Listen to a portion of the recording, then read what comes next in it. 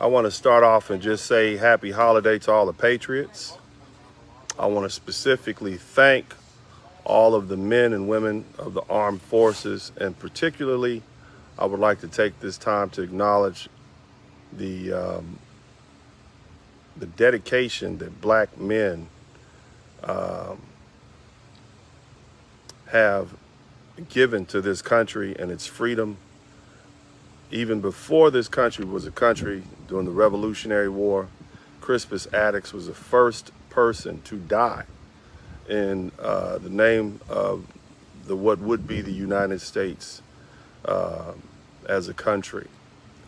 And on this particular day, this being um, July 4th, the United States Independence Day, I ask that black Americans in general, all black Americans, especially those who are foundational black American heritage, and those would be the people who can trace their lineage specifically to the enslaved Africans here in the United States. I would ask you to begin to embrace the contribution that we as a people have made, specifically our soldiers and our sailors, our cadets, our airmen, because it has been tremendous.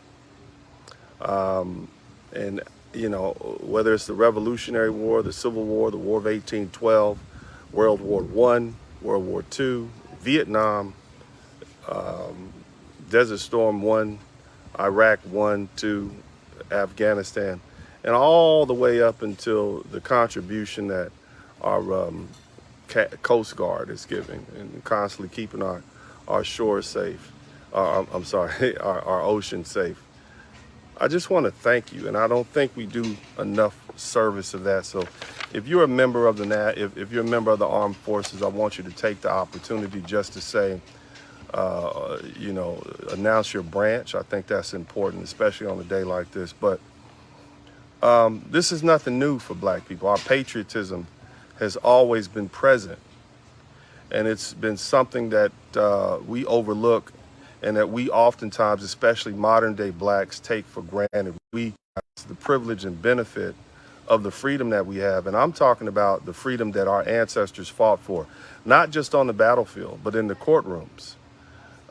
Those valiant attorneys, those valiant businessmen who funded those attorneys, those activists, those rights activists. We've allowed these people to come in and corrupt what was a tremendous and inspirational movement, and they use or utilize our tactics to be advocates for all sorts of things that have nothing to do with the life struggle that black Americans, the foundational black Americans, were embroiled in. But I want to take this opportunity just to explain to you all that, and I'm going to use an example from G.W. Jones. For you guys who don't know, G.W. Jones was my great-great-great-great-grandfather. And he was a man who was born in Mississippi in 1859. He was born in slavery on a plantation called Yallowbush in Yallowbush County, Mississippi. And he was at the point where he passed away at the age of 49 in 1908. He was one of the most renowned attorneys in the whole state of Kansas. And he at that time appreciated the freedom that black Americans had attained. And what I'm going to read to you all is part of his closing statement in a murder trial, where one black man killed another black man, and his claim was self-defense. And he was able to establish that the victim had threatened his client and others before his client was acquitted. So this is a black man back in 1887 who was a former enslaved person, a former African slave, who had become an attorney, a prominent attorney, and had been practicing law in his total career for 30 years. Hear his words, and I want you to listen to him and listen to the patriotism and the admiration and respect he had for the United States of America, something that we often take advantage. I even hear these so-called pro-blacks telling us we're not free. And I want you to listen to what this black man happens to be my ancestor, but at the end of the day, he is our ancestor because there was many more just like him. As an attorney at law and practicing before Judge Smith in this district, ever since he has been on the bench, I have drawn my fees largely from white clients.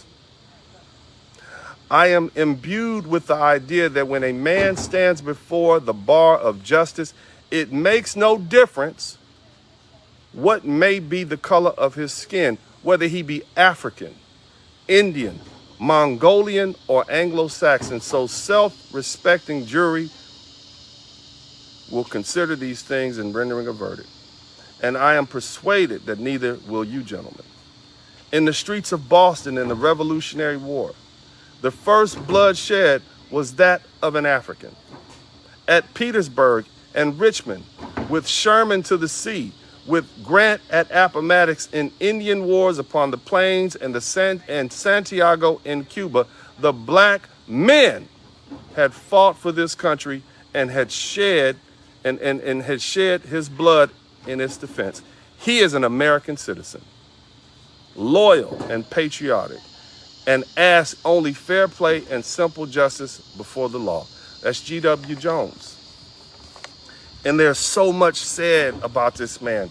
This black man who come out of slavery, the primary beneficiaries of his legal services were white people. This is a time when we were segregated. This is fresh out of slavery, and after the KKK had risen again, and you have white people patronizing this black man. You have a man who started off in bonds and now his job is liberating people.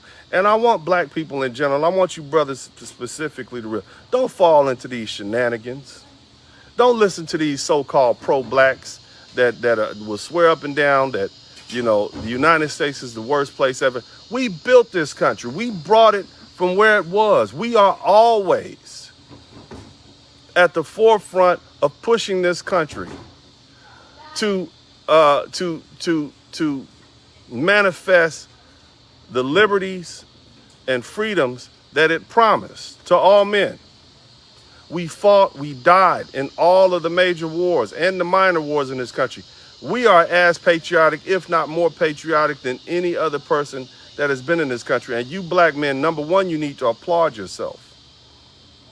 You should salute yourself for the work that other black men have done and recognize that this is your country. Its promises are yours. It is here because of the fight that black men participated in and put up and to force this country to live up to its ideals. You brothers need to stop running away from these holidays. Because the truth is, we don't have anywhere else to go. Let me say that again. We don't have anywhere else to go. I get it. Shout out to the passport bros. You can go over there. I've been over there, but 22 million black men, we don't have anywhere else to go. This is our country.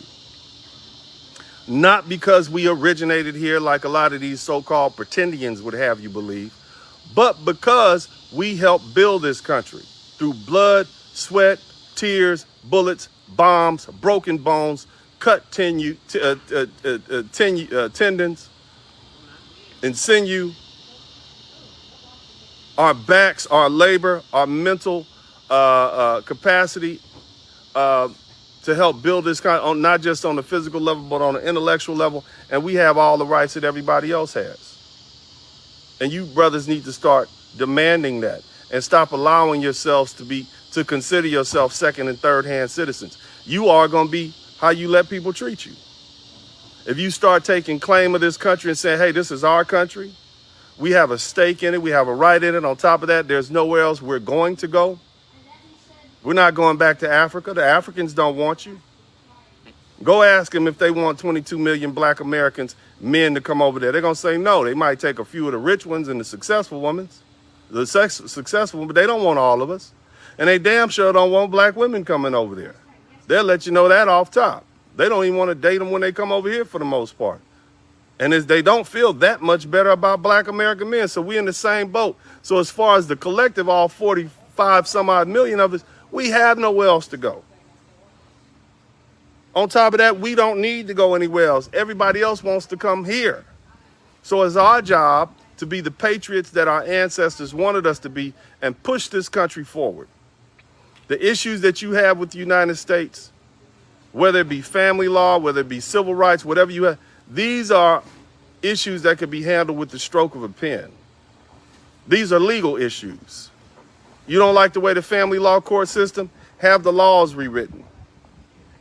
And make any politician or judge who doesn't want to adhere to what is fair to both men and women, they got to go. Make them get off the bench.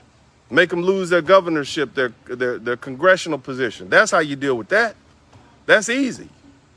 It takes a collective effort. It takes some resources. It takes some money. But if we can organize a Essence Festival and a Jazz Festival and all these different things, we certainly can organize a political campaign in various states to push forth what we want. And I'm talking to brothers. Somebody type black man in the chat room. Somebody type black men winning in the chat room. Somebody type patriotic black men in the chat room. And we have a right, because of the bloodshed that our ancestors, because of the bloodshed of our forefathers, we have a right to claim this land. So I don't want to hear any more of that unpatriotic, oh, the 4th of July, we wasn't free, all that. We were fighting for our freedom. Many of us were freedom. Many of us were free. Not all black people were free, but at least a third of the black people that existed in the United States on July 4th, 1776 were free men and women. And that's something that's seldom told in the stories. In fact, and this is going to hit you in the craw, a lot of African people, a lot of foundational black Americans owned slaves. So not only were the enslaved group fighting against their black enslavers, their white enslavers, they were also fighting against their white enslavers. So we all had a problem. We all had a problem. Some people would get set free from slavery, turn right around, and hire other slaves. So look, when you throw one stone, expect the stone to be thrown back at you. Brothers, yeah, we were both the enslaved and the slavers. Yes, it was predominantly a European institution. It was predominantly a white American institution, but we had our hands in it. So just think about that the next time you say, well, we were slaves. Yeah, but your ancestors, some of your ancestors probably owned slaves. And I'm not talking about the white ones. I'm talking about the black ones. So like I said, let that hit you in the throat muscle. Cough that up. So but for the most part, that washes that argument away. What I want you black men to do is recognize that this is a new year. This is a new decade, a new century. And we need to exist in the reality that we are in right now. This is our country. We have nowhere else to go. For the most part, yes, some of us can escape. We got friends, brothers, passport bros in Colombia and Thailand and all that. But the rest of y'all are not going to be able to get away. So what are we going to do right here and right now? Whether you go there and bring your wife back, whether you got your wife here, whether you have a family here, whatever, what are we going to do now other than embrace reality and accept the fact that not only are we entitled to the benefits that this country offers, but we've earned it. It's hot as a dancing bobcat with his ass on fire back here, but I got something to say. And I want you to hear me. I don't want to hear another one of these yellow-bellied cowards posing as pro-blacks, especially the ones that hide behind the dark screens on the internet. They're cowards. And our ancestors would not be proud of them because our ancestors were not cowards. They spoke boldly where everybody could see. Hiding yourself behind some digital footprint. You're not even the caliber of men that those are. So how dare you try to address the public and tell them what they should be doing, and you hide your butt somewhere on the internet because you don't want to be seen by the people who know who you really are. Because trust me, the FBI, the CIA, all the governmental institutions, the authority, they know who they are. They don't want the people who really know who they are, who know their backstory, who know about that back child support, who know about those criminal activities, who know about those evictions, who know about those jobs you got fired from, to come out and say just how horrible of a person, how much of a degenerate you are. So don't pay attention to them. These are not men, these are cowards. You speak boldly. You recognize that this country is yours. The next time one of these suckers try to tell you, go back to Africa, you say, no, this is my country. And if you don't like it, you can leave. That's what you tell them. Matter of fact, and you run down to them, my ancestors, I'm talking about my black African ancestors who brought to this country in chains, have demonstrated more patriotism and loyalty than any other group of people, period. You can put the period on that. And you can challenge them to tell you, well, what did your people do after you got here in 1908 or 19? My people had already established this land. You came after it was good and straight. And don't let our African brothers and Caribbean brothers start talking. You explain to them, y'all didn't come up here until after 1980 when the Congressional Black Caucus made it easier for you to come up here. This country didn't even want you. They said we had our own Negroes. That's a problem. We definitely don't want African Negroes and Caribbean Negroes. So it is foundational black Americans who fought, sweat, and died and bled so that the rest of you black folks can come over here. Period. And you make sure they understand that. You get them straight with who you are and the caliber of people you are. And I bet if you all begin to look into your ancestry, just like I happened to look into mine and found out the magnificent accomplishments of my great ancestor, G.W. Jones. An accomplished man. The man was said to be one of the best lawyers in Kansas in 1908, after having practiced law for 30 years in Mississippi, racist Mississippi, and Kansas. He had black and white. That tells you the caliber of man this man was, the caliber of attorney he was. And I'm sure there were others like him. W.L. Sayers, his two law partners, one of who read under him and who learned from him. The man was the first county attorney in Graham County, Kansas. And you also have ancestors like this. Just because we went through a degenerate period between about the 1960s and the 1990s, when our communities were flooded with drugs, when the government put forth a concerted effort to try to destabilize the black community and the black family, that's still not who we are. And at this point, black men have stepped over that pile, that heaping pile of horse dung, back into our prominence. Somebody type prominence in the chat room. All my good spellers type prominence in the chat room. Somebody type patriot in the chat room. Somebody type soldiers in the chat room. Somebody type black soldiers, black Marines, black sailors in the chat room. All of these men have sacrificed for us. Don't you ever let these people tell you that you don't deserve the promise that America has to offer to other people. Your people fought for it. They died for it. And irrespective of what they tell you about the Civil War, thousands and thousands of black men freshly freed from slavery, some freed men, came into the Civil War on the Union side and helped fight and defend this country. Hundreds of thousands of black men fought, and many died for your liberation. On top of that, Lincoln knew that he had to let these slaves, these black folks go. They were not going to stand between the rebellions and what they call the Florida problem, where you had Africans who were freshly out of slavery coming up out of Florida, raiding Georgia and South Carolina and liberating slaves and other free black people. They knew it wasn't going to hold. They were going to free us or we're going to free ourselves.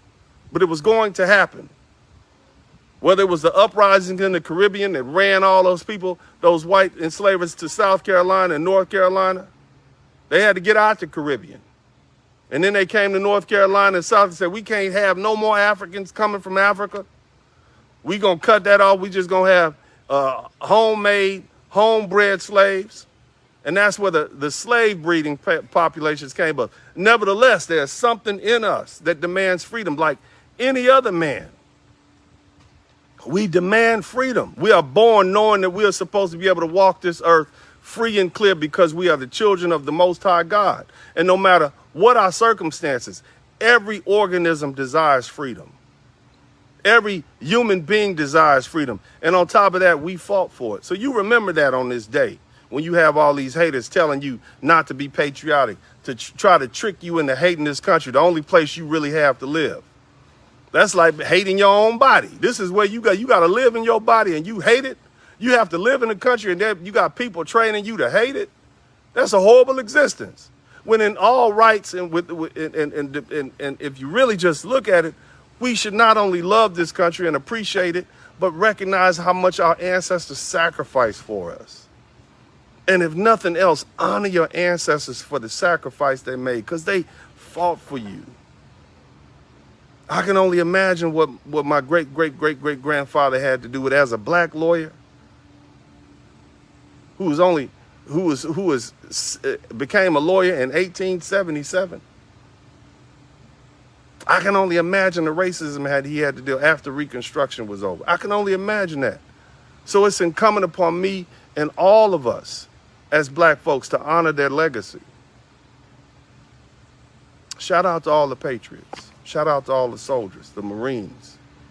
Shout out to all the airmen. Thank you so much for your sacrifice. Shout out to all the black men.